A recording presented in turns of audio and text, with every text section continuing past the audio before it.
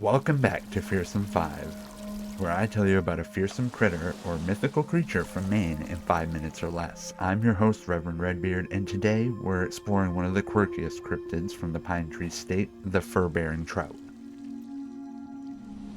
The fur-bearing trout, also known as the furry trout, is a fish said to have a thick coat of fur to keep warm in the cold waters of Maine's lakes and rivers. This peculiar legend dates back to the 17th century, and has been a part of both American and Icelandic folklore. According to the tales, the fur-bearing trout evolved its fur coat to survive in the frigid waters of places like Maine. It can be either white or brown depending on the season. Some stories suggest that this fur is a result of a hair tonic being spilled into the water by careless fishermen. According to one version of the story, two old men were fishing one day and arguing about who had a better chance of getting a date with the barmaid of the local tavern.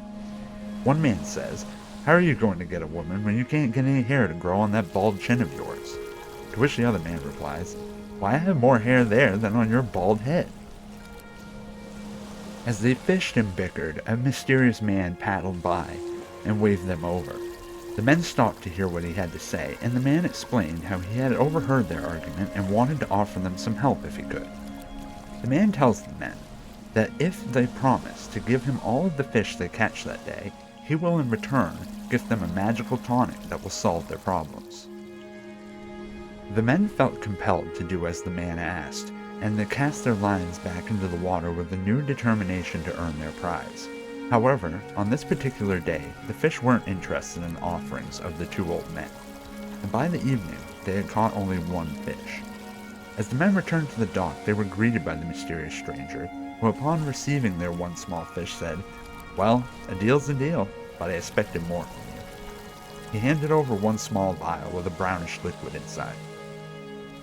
As the stranger offered the bottle to the old men, they both reached for it at the same time, and in their struggle the vial fell and landed on the wooden planks of the dock, shattering into pieces and dispersing its contents into the water below.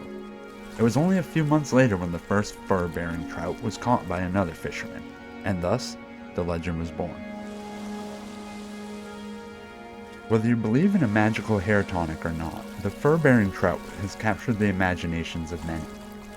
In some trading posts, you might even see a taxidermy fur-bearing trout hung on a wall or as part of a display.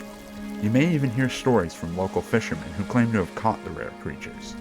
These fishermen will tell you that on a cold winter day, nothing beats a good pair of fur-bearing trout mittens.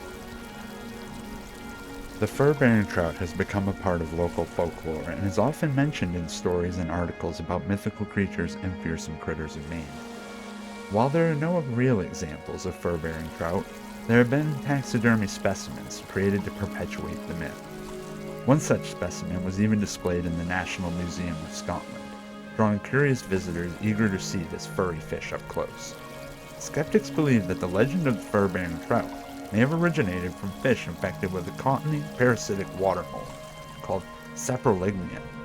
This mold can give the appearance of fur, leading to tales of furry fish swimming in cold waters. So there you have it, the fur-bearing trout, a creature born from the frosty waters of Maine and the fertile imaginations of its people. Whether you think it's pure myth or there's a kernel of truth, the fur-bearing trout remains a charming part of Maine's folklore. Thanks for tuning in to Fearsome Five. Be sure to like, subscribe, and hit the notification bell to catch our next episode.